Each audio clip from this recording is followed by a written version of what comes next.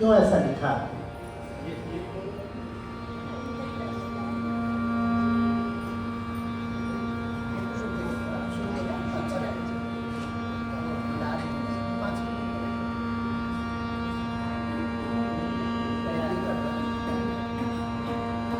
वृंदावन और बंगाल के संबंध के बारे में कुछ लोगों को पता नहीं है। मेरे ख्याल से ज्यादातर लोगों को पता नहीं है।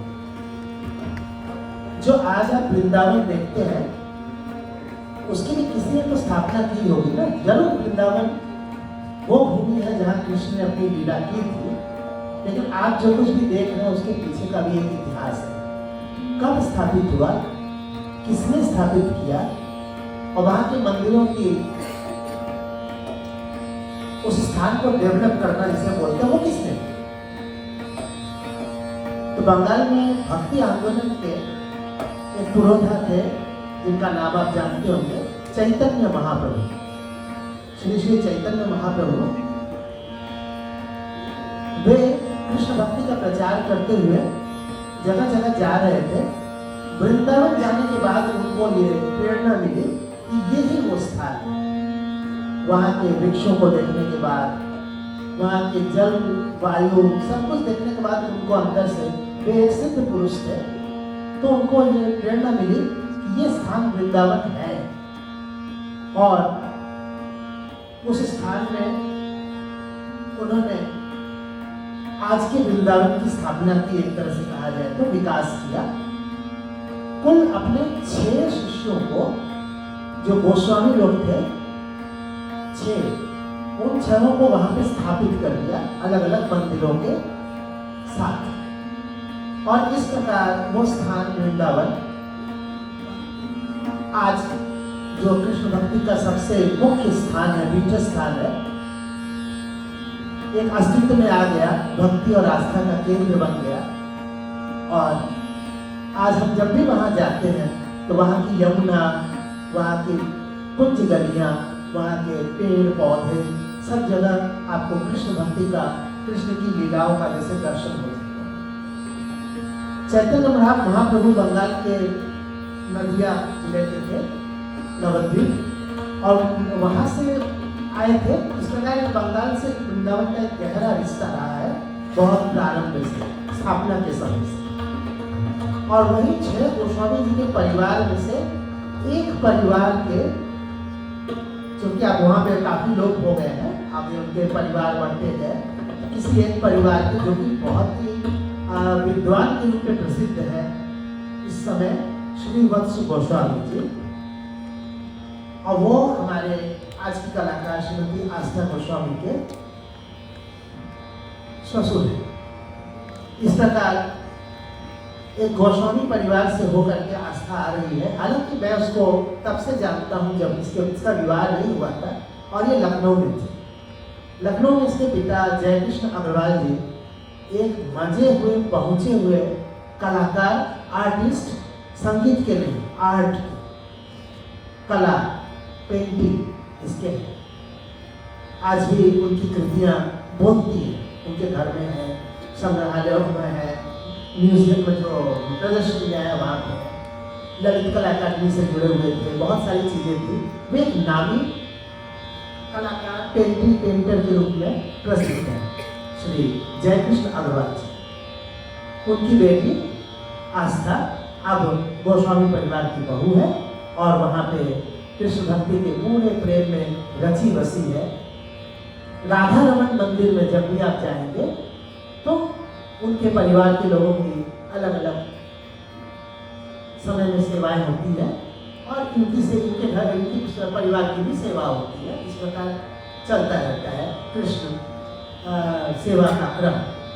इसमें सुबह कैसे उनको जगाया जाता है, किस प्रकार हर दिन श्रृंगार होता है। अगर आप जाएंगे तो प्रतिदिन नए कपड़े, नया भोजन, नया सब कुछ, इतने उसके साथ भक्ति के साथ ये लोग सारा कुछ करते हैं कि आश्चर्य होता है।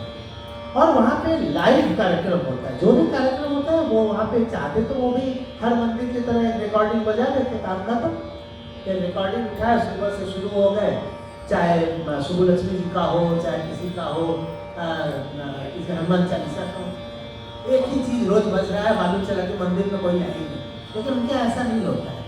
कार्यक्रम के लिए भी निर्धारित लोग हैं, वे कार्यक्रम हमेशा कृष्ण को खाना खाना है तो उसके लिए अलग गाना है, कृष्ण को सुबह उठना है तो उसके लिए अलग, शाम को उनको खेलने जाना है, रात को सोने जाना है, सबके पूरे दिन भर का क्रम होता है।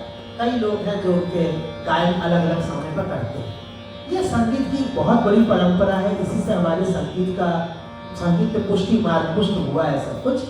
और ये हमारे यहाँ पे जो रागों का गायन समय है वो इसी परंपरा से जुड़ा हुआ है।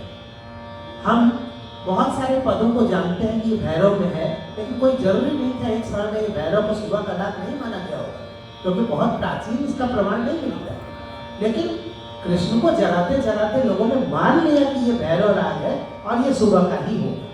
बाद में वो लॉजिक बना कि रे कोमल है तो धा कोमल है तो वगैरह वगैरह, ये बात की चीज है। ग्रामर बाद में आया, हमारे शास्त्र में पहले प्रयोग आ जाता है, उसके बाद उसको शास्त्र से उसको उसका सिद्धांत को उसको परिभाषित किया जाता है। तो ये माना जाता है कि जो पद रहे होंगे पहले गाए जाते थे वे भैरव जैसे रागों में थे और अनैया बिलावल जैसे पदों में थे, तो उसी वजह से वो राग सुबह के माने गए, कोई रात के हो गए। फिर लोगों ने उसके रागों की इस भावना को महसूस किया कि हाँ ये राग रात में गाओ तो आनंद आता है, वो राग सुबह का फीलिंग देता है।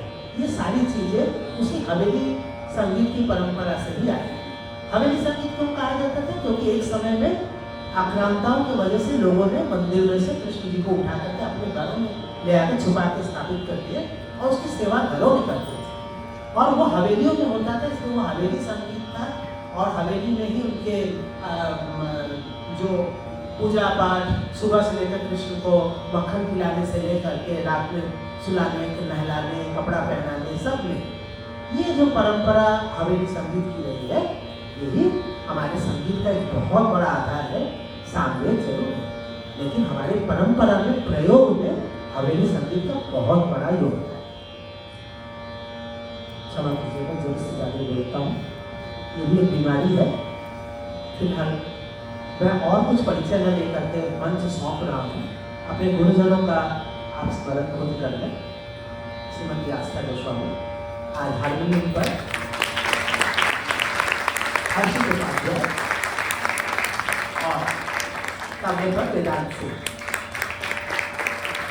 पीछे तानपुरे पर बैठी है हमारी शिल्पायन की अग्रणी गायिका डालिया मुखर्जी।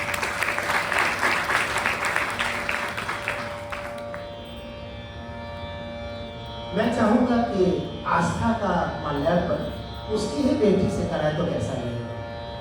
तुम्हारी कर्टी का जो माँ के साथ आई है और अच्छा गाती है, सीख रही है, माँ के साथ गाती भी है। आज नहीं गाएगी, लेकिन आज माँ का स्वागत करेंगे।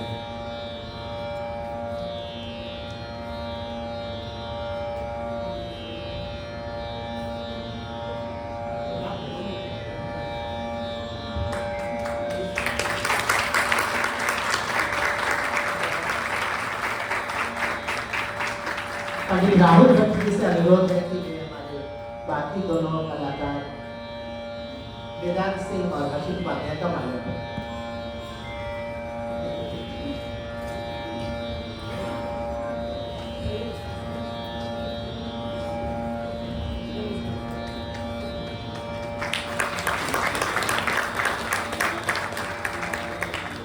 सुश्री आशी बत्रा से अनुरोध है